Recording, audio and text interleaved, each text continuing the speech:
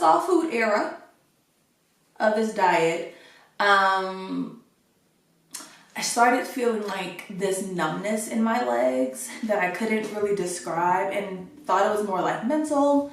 And so I just kind of kept ignoring it and never really spoke up about it.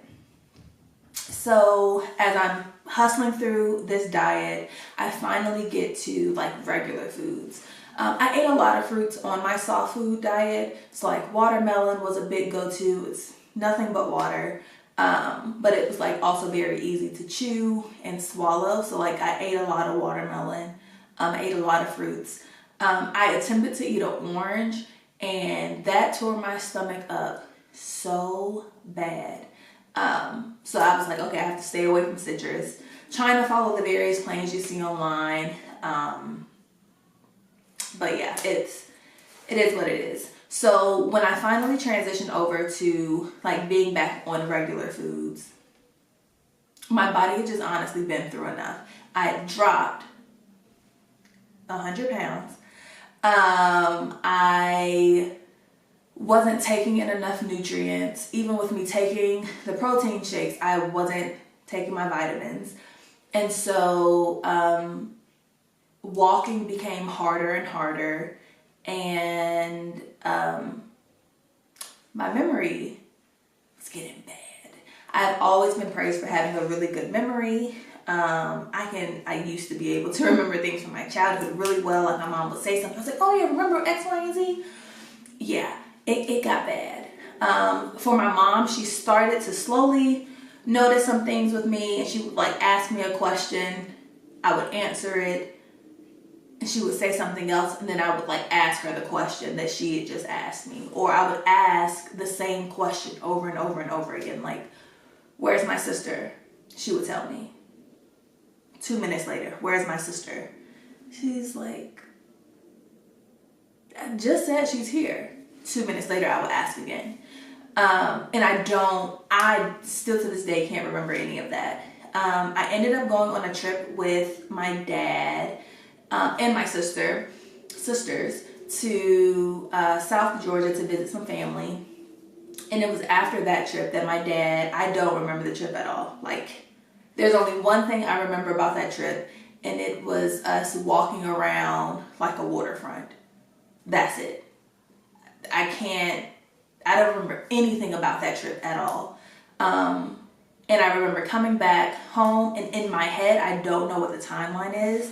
In my head, it was like I came home. I wasn't allowed to go back to my apartment. I had to go back to my mom's house. My mom called my name. I'm walking down the steps in her house. I fall back, hit my head on the steps, and like slide down the steps. And my mom screams. And then I remember getting like put on a stretcher for an ambulance, and then getting into an ambulance. Yeah, that happened.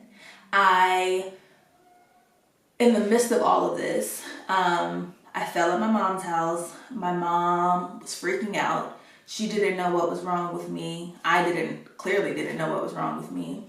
So I go to the hospital, and they just say that I need fluids. And so the hospital that entire experience is very traumatic.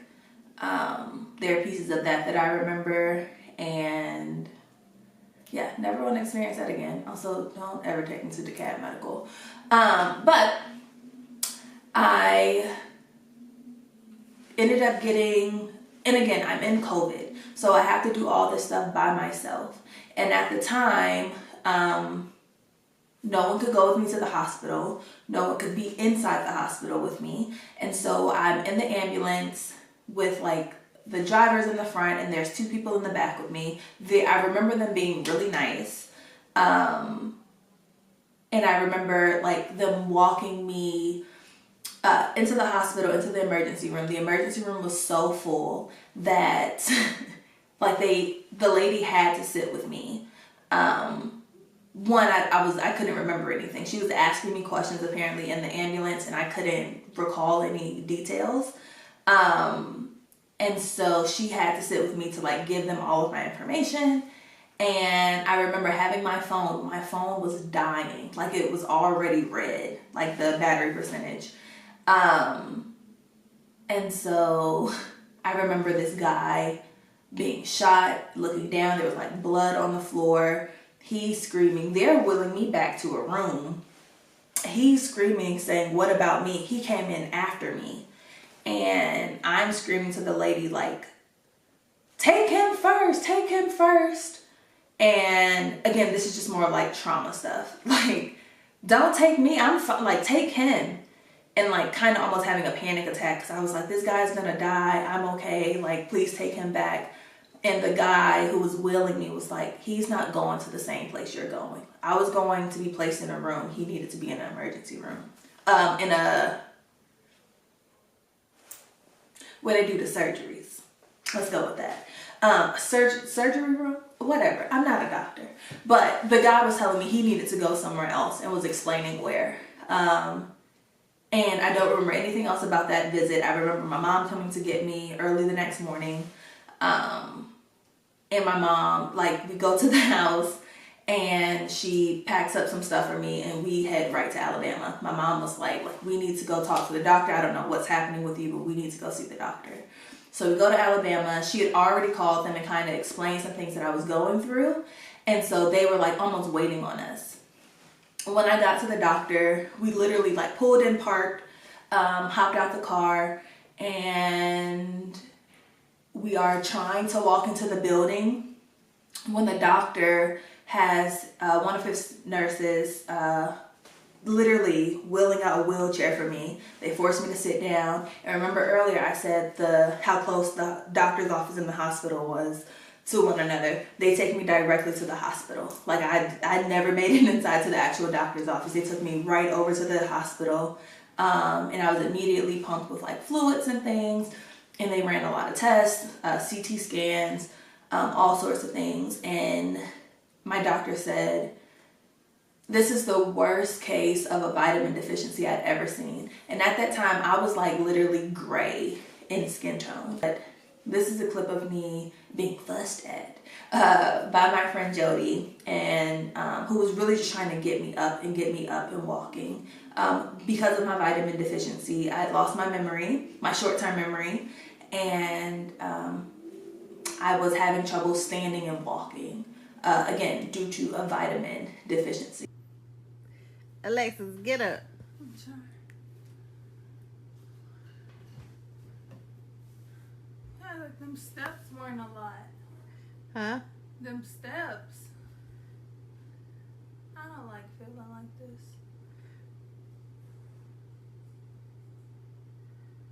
Get up. I'm about to. No. You finna scratch some floor, bitch. I know. Jody, stop laughing at me. I'm laughing because, bitch, get your ass up. You finna see this shit. I recently called my mom too when she had her heart surgery. She was a mess. That is not nice. I'm doing this because my plan is to get to this end of the bed. I was deficient in vitamin B1, B2, B7, B12, magnesium, copper, iron, and some other ones. Those are the ones like I just always know off the top of my head. But it was really bad and really, really dangerous. For my doctor, it was the worst case he had ever seen. And so they pumped me with vitamins and like gave us a list of things that we needed to get for me to start taking. He was very surprised and happy about my weight loss and how much I had lost. But with all the things that I was now going through because of the actual weight loss part, he was just a little, like, he wasn't a little, he was just very concerned. So yeah, after getting the vitamins and really getting back on an actual regimen, I went back to Atlanta, and slowly things started coming back together. I started, my friend Jody's, she had another friend who owns like a wellness IV center, and which is called Wellness Waters, I believe. I'm going to link everything down below. She would come, the owner of the company would come to my mom's house. She would give me liquid IVs. I believe she came once, if not twice a week for about 4 weeks. And she would give me a vitamin IV. It would take about an hour to fully make it into my system. And I want to say it was like the Myers IV, which was pumped with like nothing but vitamins. And she would customize it to be pumped with the things that I needed because of my vitamin deficiency. And honestly, like instantly after a vitamin infusion, I felt great. I felt so energized. You could see a difference in my eyes immediately. This is a picture of me in the middle of one of the transfusions. And yeah, it just really helped, like, just pump me up with the things that I needed to get up. And so after about, honestly, I feel like it was 2 months of me just like struggling through this, things started coming back. My memory started coming back. My body just started feeling great. And yeah, I started to bounce back. However, again, we're in the middle of COVID. Thankfully, and I wasn't working at this time. I took a short leave from at the time I was running my own business, and I was able to take a step away from my clients. But when I started going through just like for the surgery, then once I came back from the surgery, I started working with them again. And when I started going through the memory loss, my clients also noticed that they were calling me, asking me to do stuff. I'm like excited trying to do this stuff, but it would never I would forget what I was supposed to do. So like the things wouldn't happen. Again, everyone was like very concerned. So they're reaching out to like other people in my like circle, my mom, my other friends that they've worked with, to like kind of see what's going on. And so everyone was finally able to kind of talk with one another to discover that I had this memory loss taking place. And so like, thank God, Jesus is so good. Everyone was still willing to work with me afterwards. And they really just wanted to see me healthy, better, and just, on my feet. Everyone was really concerned with what I was going through. And so I was finally able to bounce back after my vitamin deficiency. And it felt like I needed to go through that to be forced to sit down for a bit, because then life changed drastically.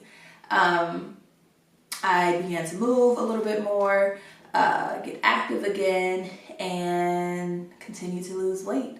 After that experience, and again, just trying to get back on my feet after COVID, well, during the COVID situation and after the surgery and the vitamin deficiency, I ended up getting an amazing opportunity to come back to the high school that I attended and work here, which was a big dream of mine. I attended a boarding school in Virginia for high school, and I got a call from a friend of mine who, before my memory loss, we were working with my class. We did like a book club with my class online, and through that I shared with the class like, oh, it's a dream of mine to go back to Foxcroft, and shared some things I'd worked on previously. And so her mom still worked here, and she said, hey girl, she called me, she's like, hey girl, there's a position opening up in my mom's office, and I think you'll be perfect for it, and I know that you really want to go back there.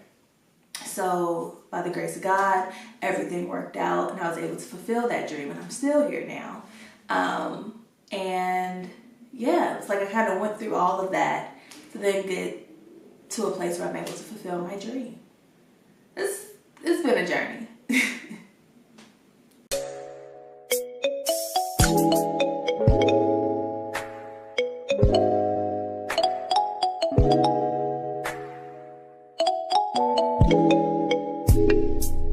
find your loving. I better find your heart. I better find your loving. I better find your heart. I better find your loving.